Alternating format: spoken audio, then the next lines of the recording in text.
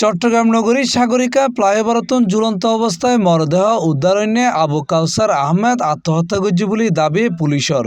সে সাগরিকা ফ্লাইওভারে রাত 1:30টার দিকে সে ওখানে একাই আরোহণ করে এবং সে এখানকার মাঝামাঝি একটা পিলারের কাছাকাছি জায়গা থেকে বেশ কিছু সময় নিয়ে সে ওখান থেকে নিজের গলায় দড়ি পেঁচায় এবং পরবর্তীতে সে ঝুলিয়েও যায়।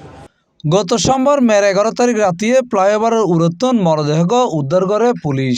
পরে মঙ্গলবার মের 12 তারিখ ময়নাতদন্ত শেষে মরদেহ পরিবারের হাতে হস্তান্তর করা হয়। এই ঘটনায় পাহাড়তলী থানায় উগ্র অপমৃত্যু মামলা করা হয়। সিসি ক্যামেরাতে আসলে আমাকে সিকিউরিটি ফোন করার পরে বিষয়টা জানানোর পরে আমি আসছি। এসে সকালবেলা দেখলাম যে উনি আসছে, এসে নিজে এখানে দাঁড়াইছিল। কিছুক্ষণ অবস্থান করার পরে দেখলাম যে উনি নিজে রশিটা ইয়ে করে এখানে ঝুলে গেছে। তো পরে আমি রাত্রে সিকিউরিটিদেরকে ইনফর্ম করছি যে 999 কল দেন। ওনার 999 কল দেওয়ার পরে পুলিশ এসে ওনার মরদেহটা নিয়ে গেছে। ওটা রাত 1:30টার দিকে। ইন্দি সামাজিক যোগাযোগ মাধ্যমত বিভিন্ন পোস্টে দাবি করা হয় ওই যুবক নিষিদ্ধ ঘোষিত আকবর সাতানা ছাত্রলীগের মুক্তিযুদ্ধ বিষয়ক সম্পাদক কায়সার আহমদ এবং তারে হত্যা করিয়ে জুলাই রাখা হয়।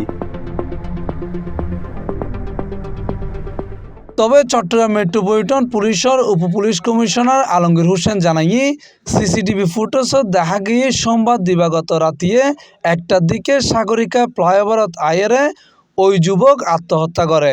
মারা যাওয়া ওই যুবক কোনো রাজনীতির লগে যুক্ত আছিল।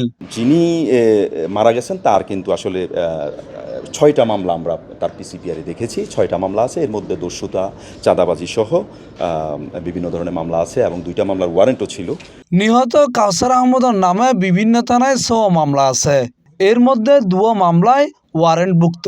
নিহত কাউসার আহমদ নগরীর পশ্চিম ফিরোজপুর শাহ এলাকার বাসিন্দা এবং বিএসআরএমের কারখানার নিরাপত্তারক্ষী হিসেবে কর্মরত আছিল।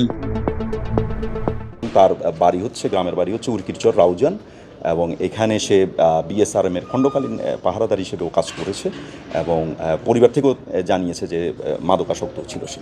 Mohammad Nizamuddin Tipu, C+ TV, Chittagong.